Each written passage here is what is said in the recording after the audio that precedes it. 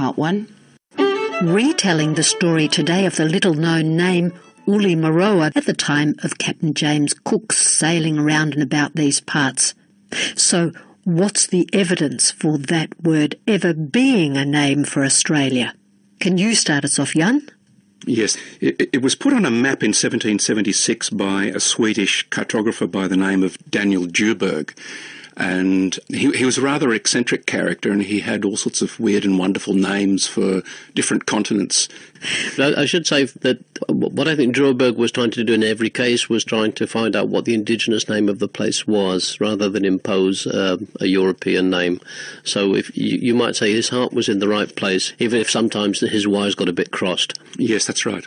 And a similar story with Ulimaroa.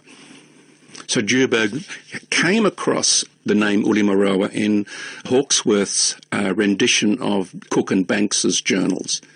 Hawkesworth was a literary figure at the time, and he was given Banks and Cook's journals of the first voyage, of course, and he embellished, to put it nicely, quite a few things in Cook and Banks's journals, but he makes Ulimaroa very prominent on the map, and New Holland is just in tiny writing in brackets.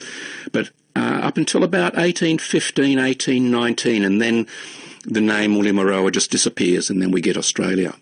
And he actually believed that it was an indigenous name, that the Maori somehow obtained that name, and he believed that meant something like the big red land. Red land, something like that, yeah.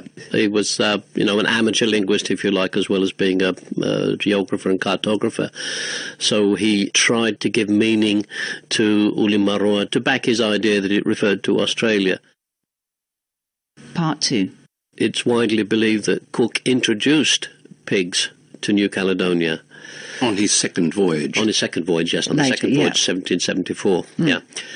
But then if you look at Cook's own account of his introduction of pigs to New Caledonia, it's interesting because he says, I thought I would give these poor benighted islanders who didn't have any pigs the advantage of pigs, and so I produced a boar and a sow, and as he puts it, when I showed them to them, they looked frightened, and they made signs for me to take them away.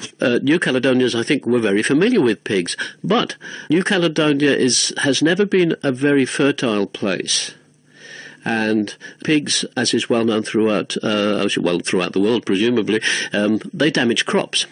And if pigs were let loose, then they would cause extensive damage to, for example, taro plantations on which the New Caledonia people relied.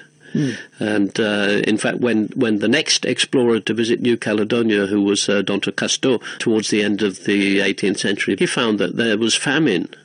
I'm not saying that this was caused by the pigs, because what happened to pigs is they straight away took them to an uninhabited island close to the main island of New Caledonia.